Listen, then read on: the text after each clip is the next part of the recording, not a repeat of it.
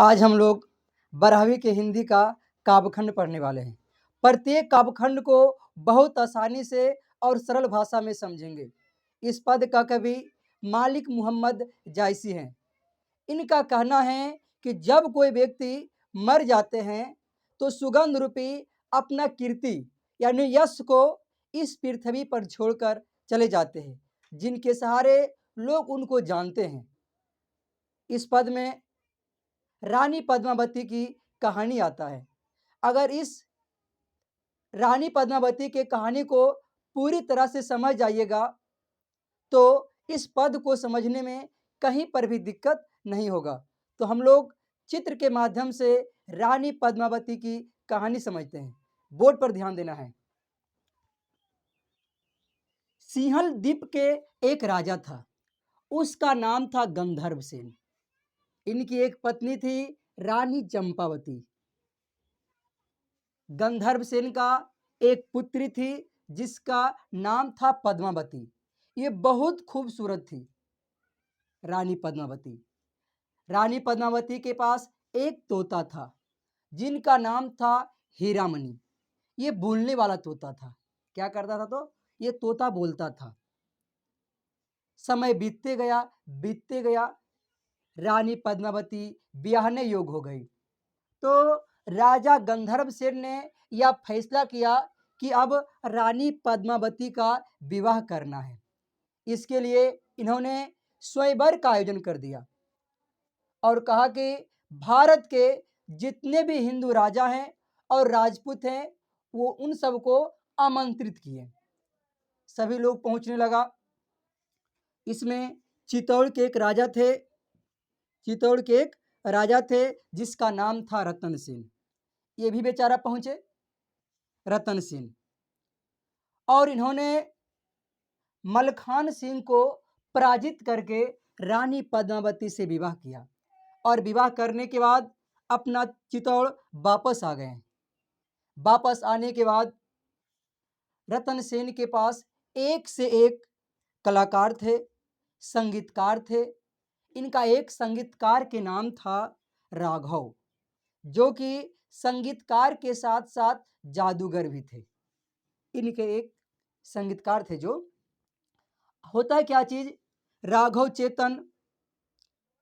राघव और रतन सेन में किसी बात को लेकर विवाद हो जाता है।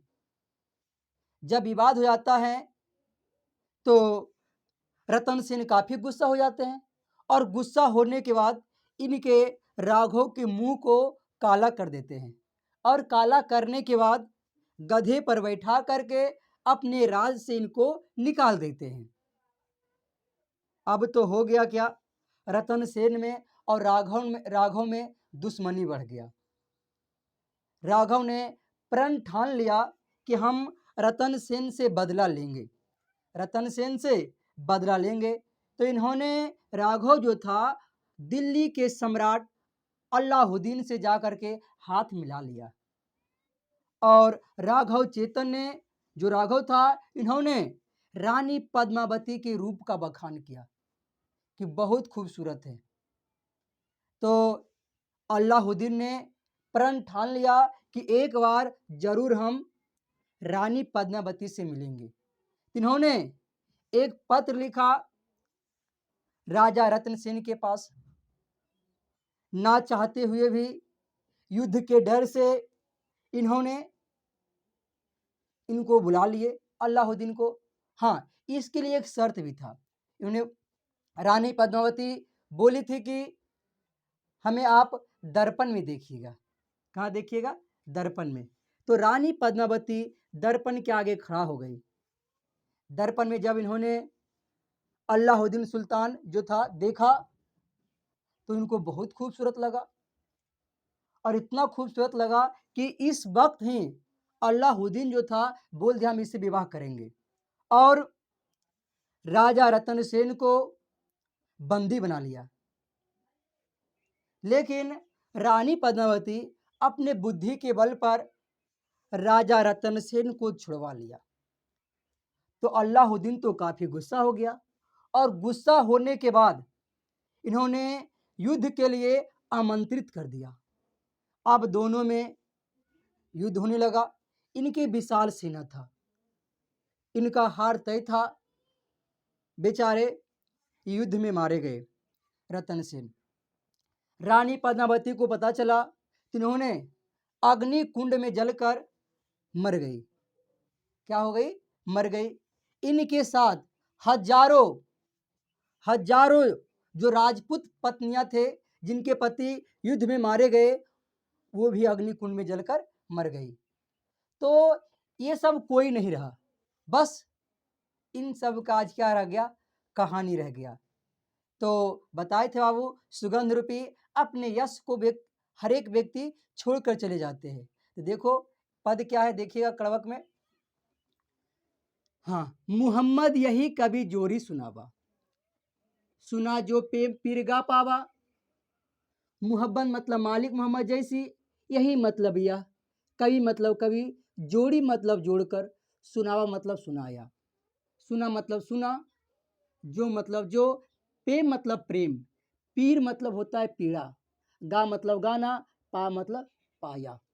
यानी कि मालिक मोहम्मद जैसी कह रहे हैं कि मालिक मोहम्मद जैसी कहते हैं, यह काब को हमने जोड़कर सुनाया है। मालिक मोहम्मद जैसी कहते हैं, यह काब को हमने क्या किए हैं? जोड़कर सुनाया है।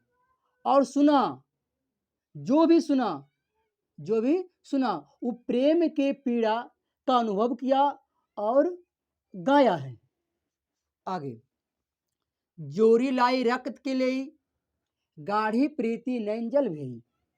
जोड़ी मतलब जोड़ना, लाई मतलब ला करके, और रकत की मीनिंग होता है खून, के मतलब कई मतलब के, और ले मतलब एक प्रकार से गूंद होता है। गाढ़ी मतलब गाढ़ी, प्रीति मतलब प्रेम, नैन के मीनिंग आँख होता है, और जल मतलब जल, और भी मतलब भिंगोया। मालिक मोहम्मद जैसी कहते हैं, हमने इस काब को रक्त के लेई लगाकर जोड़े हैं, और गाढ़ी प्रीति आग के जल से क्या किए हैं? भिंगोए हैं। अब इनका दोनों का अर्थ समझते एक बार। मालिक मोहम्मद जैसी कहते हैं कि यह काब को हमने जोड़कर सुनाया है, और जो भी इसको सुना है वो प्रेम के पीड़ा का अनुभव किया है और गाया है। हमने रक्त के लेई लगाकर क्या किए हैं? तो जोड़े हैं, और आग के आंसुओं से, गाढ़ी प्रीति से इसको क्या किए हैं? भिंगोए हैं। आगे, औ मन जानी कभी तस किन्हा, मकू या रहे जगत माँ चिन्हा। बोलते हैं मालिक मोहम्मद जैसी कि और हमने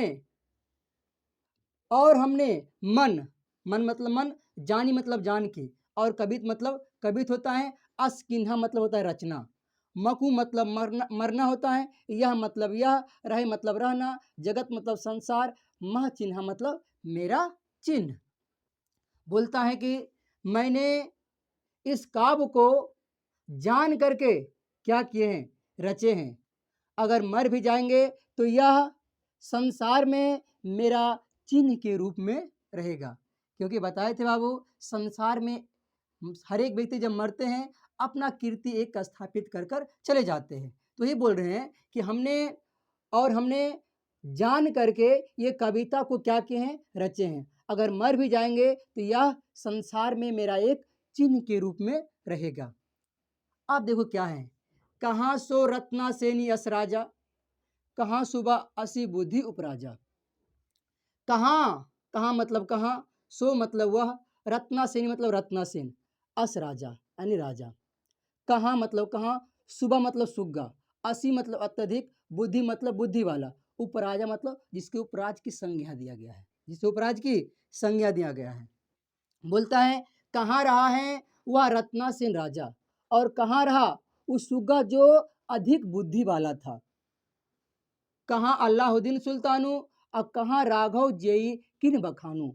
कहाँ, कहाँ मतलब कहाँ, अल्लाहुद्दीन मतलब अल्लाहुद्दीन, सुल्तान मतलब राजा सम्राट। कहाँ मतलब कहाँ, और राघव मतलब राघव, जेई मतलब जिसने, और किन मतलब किया, बखान मतलब बखान। बोलता है कहाँ रहा वह रत्नासेन राजा, और कहाँ रहाऊ अत्यधिक जो बुद्धि वाला जो सुग्गा था, कोई नहीं रहा। और कहाँ रहा अलाउद्दीन सुल्तान, और कहाँ रहा राघव जिसने किया बखान रानी पद्मावती के रूप का। कह स्वरूप पद्मावती रानी, कोई नो रह जग रही कहानी। बोल कह मतलब कहाँ, स्वरूप मतलब सुंदर, पद्मावती मतलब पद्मावती, रानी मतलब रानी, कोई मतलब कोई, ना मतलब नहीं, रहा मतलब रहा, जग मतलब संसार, रही बस कहानी। बोलते हैं कि कहाँ रहा रत्नासेन राजा, कहाँ रहा रत्नासेन राजा, और कहाँ रहा अधिक बुद्धि वाला सुग्गा, और कहाँ रहा अलाउद्दीन सुल्तान, और कहाँ रहा राघव चेतन जिसने किया बखान रानी पद्मावती के रूपों का, और नहीं रहा सुंदर पद्मावती रानी, कोई ना रहा इस संसार में, एक कहानी उनका रह गया है। धनी सो पुरुष जस कीर्ति जासु, फूल मरे पे मरे नुवासु। धनी मतलब धन, सो मतलब वह, पुरुष पुरुष मतलब पुरुष होता है, जस मतलब यश होता है, और कीर्ति मतलब कीर्ति होता है, और जासु मतलब स्थापित करना। फूल मतलब फूल, मरे मतलब मरना, पै मतलब पर, मरे मतलब मरना, ना मतलब ना, बासु मतलब सुगंध। बोलता है धन वह पुरुष है जो इस संसार में अपना यश और कीर्ति स्थापित कर लिए हैं। जिस प्रकार से फूल मर जाते हैं पर उसका सुगंध नहीं मरते हैं, उसी प्रकार से जो व्यक्ति इस संसार में अपना यश को स्थापित कर लेता है, वो व्यक्ति मरने के बाद भी अपना सुगंध क्या करता है, छोड़कर चले जाते हैं।